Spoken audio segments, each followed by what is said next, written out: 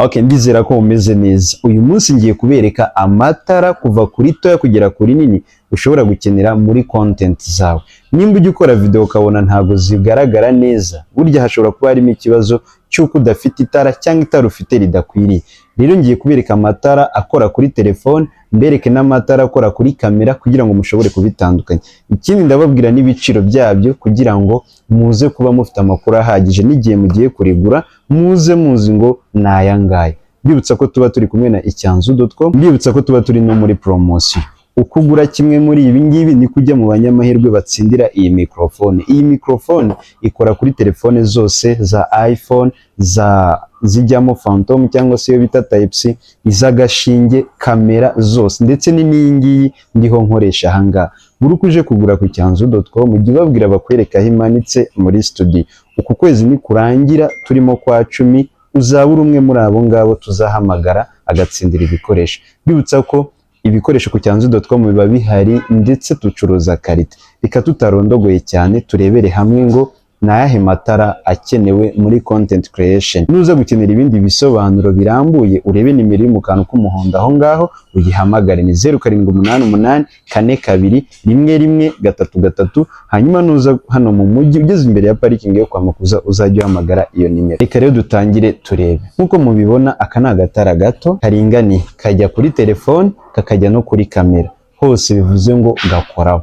Gafite ubushobozi bwo gufungwa hejuru ya telefone, kakagira ubushobozi bwo gufungwa kuri kamera ndetse kakabika umuriro mu gihe kingana n'amasaha 3 uriho ukora video zawe zidahagaze. Kongezwa urumuri ndetse kugera ku rwego runini bitewe nuko wihanganira kureba mu rumuri, ndetse kakagira n'amabara agera kuri 3.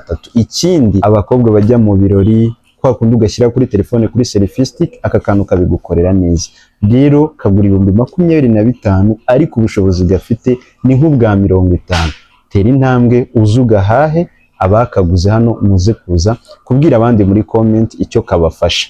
Aka ni kamwe, aka ni akandi gatara rero. Aka gatara ndifuza ko ubundi kagura 8,000 ariko ndashaka ko nuza kugura igikoresho kiri hejuru nibura 30,000 bazajye bakongeza aka gatara. Ni keza, gakora ku bikoresho kuri telefone zose, ku bantu bafata utuvideo tugufi, ku bantu bafata udufoto ndetse n'abatangizi karafasha cyane. Rero igihe cyose uzajya ugura ikintu kiri hejuru y'ibihumbi nibura 30 muri uku kwezi turimo kwa 10, nyuma yo kwa 10 hoya ntago byemewe.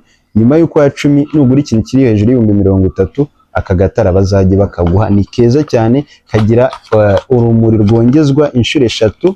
Reka nkabereke, kagira urumuri rwongezwa inshuro 3, kagafata kuri telefone imbere cyangwa inyuma. Aka nako rero ni agatara keza cyane.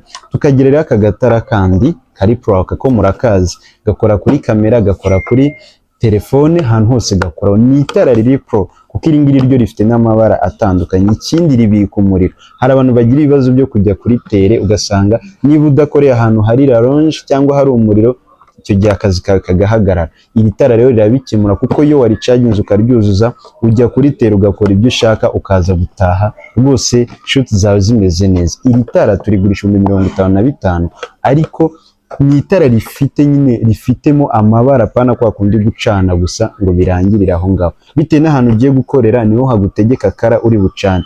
Bino rero turiguye ku icyanzu.com ndetse ushobora no kurigura tugahita tukongeza ka gatara nakubwiye.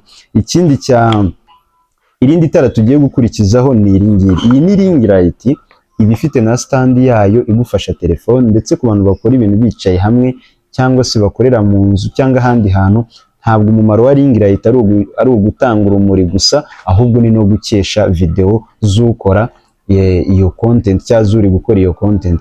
Rero tuyigurisha 30,000 yonyine, ibiri kumwe na stand irambuka ikareshya na metero 2. Tera intambwe, urumva ko kuba ari na 30 uhita utsindira n'aka gatara nk'uko twabivuze. Turakomeza rero tujye kuri iri tara. Iri tara ndakeka ko benshi muribonye mugahita murimenya. Ni itara ryagenewe gukora ahantu navuga ngo hari umwijima, kuri kamera, ahantu hose hari umwijima, haba ari ku manywa iri tara riragukorera neza. Rifite amabatiri yaryo kandi riguze amafaranga makeya cyane kubera ko riragufasha wajya ku kazi ahantu hari umuriro ugakora uricometse rirakora, waricaginga rikuzura ukagenda aho ugiye gukorera ugakora. ngwino urigure rero ku cyanzu.com muri uku kwezi kwa 10 winjire mu banyamahirwe bari butsindire iyi microphone. Iyi microphone nkuko nabibabwiye niyo iyi ngiyi ndiho nkoresha, ibirimo microphone ebyiri ikajya no kuri biriya bikoresho byose navuze haruguru. Hanyuma hano dufite n'irindi tara ryitwa ring light, ni inch 14 rijyaho telefone eshatu zose icyarimwe igihe cyose waba ushaka gukora ama live ahantu hatandukanye cyangwa se hamwe hagize ikibazo ahandi hagahita hakora. Ni ukuvuga ngo riba riri kumwe na stand yaryo, rifite urumuri rumeze neza, ruri karite, rifite amavolume, ni itara riri pro, rikora kuri telefone, kuri kamera, ahantu hose waba ukora wicaye hamwe. Ngwino turiguhe kandi winjire no mu banyamahirwe. Ni ukuvuga ngo urigura bakongeza iri tara ndetse ujya no mu banyamahirwe bo gutsindira iyi microphone. Ubwo turasoreza kuri iri tara rindi, naryo itara ryiza rifite urumuri rwinshi kandi rihendutse ku buryo udashobora kubimenya. Ni inch 12 ushobora kureba amafaranga rigura ukumirwa wowe ubwawe.